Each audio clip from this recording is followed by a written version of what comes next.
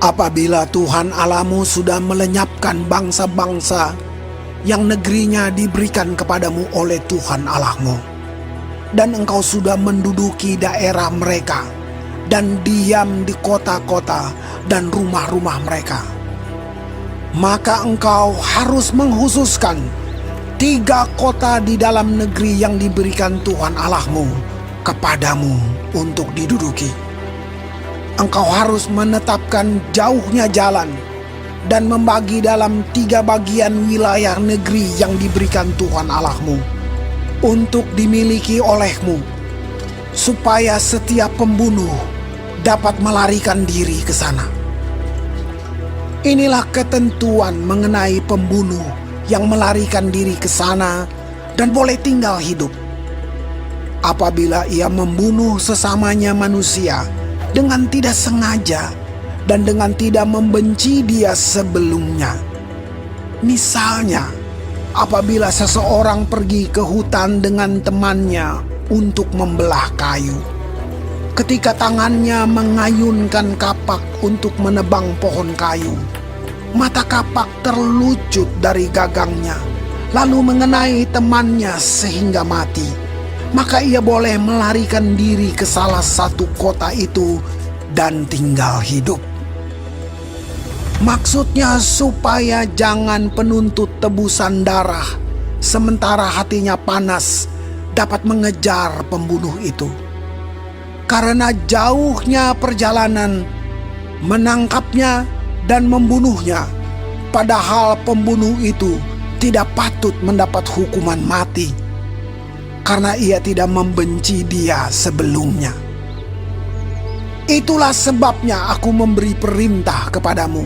Demikian, 3 kota haruslah kau khususkan. Dan jika Tuhan Allahmu sudah meluaskan daerahmu nanti, seperti yang dijanjikannya dengan sumpah kepada nenek moyangmu, dan sudah memberikan kepadamu seluruh negeri yang dikatakannya akan diberikan kepada nenek moyangmu.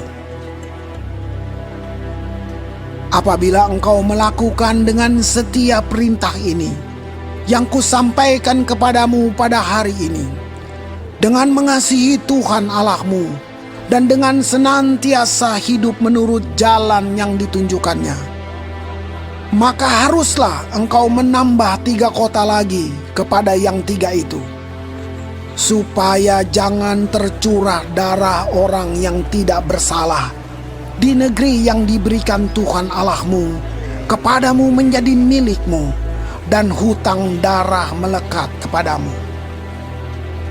Tetapi apabila seseorang membenci sesamanya manusia dan dengan bersembunyi menantikan dia, lalu bangun menyerang dan memukul dia sehingga mati, kemudian melarikan diri ke salah satu kota itu, maka haruslah para tua-tua kotanya menyuruh mengambil dia dari sana dan menyerahkan dia kepada penuntut tebusan darah supaya ia mati dibunuh.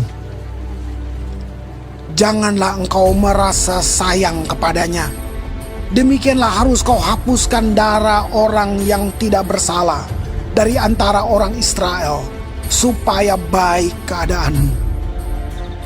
Janganlah menggeser batas tanah sesamamu yang telah ditetapkan oleh orang-orang dahulu di dalam milik pusaka yang akan kau miliki di negeri yang diberikan Tuhan Allahmu kepadamu untuk menjadi milikmu. 1 orang saksi saja tidak dapat menggugat seseorang mengenai perkara kesalahan apapun atau dosa apapun yang mungkin dilakukannya. Baru atas keterangan 2 atau 3 orang saksi, perkara itu tidak disangsikan. Apabila seorang saksi jahat menggugat seseorang untuk menduduh dia mengenai suatu pelanggaran, maka kedua orang yang mempunyai perkara itu haruslah berdiri di hadapan Tuhan, di hadapan imam-imam dan hakim-hakim yang ada pada waktu itu.